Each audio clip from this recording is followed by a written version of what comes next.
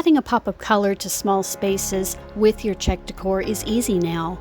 With these small mini vases that I have available in my shop, there's a wide variety to choose from.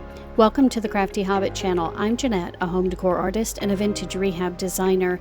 This video is featuring a new upcycled mini wildflower vase with the checked pattern, black and white, with trimmed out in the vintage gold. Has just a touch of French country with a little bit of the burlap frilly bow on the side, but you're going to find that this arrangement is going to fit in any small space. It would be great for a crowded vanity, a windowsill, a tiered tray, and even just next to a guest room table in a bedroom.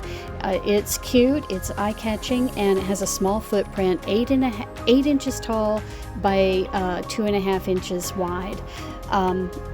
You'll find the link for this in the video description below, and if you want to see more new items available in the shop, subscribe to my YouTube channel and hit the notification bell.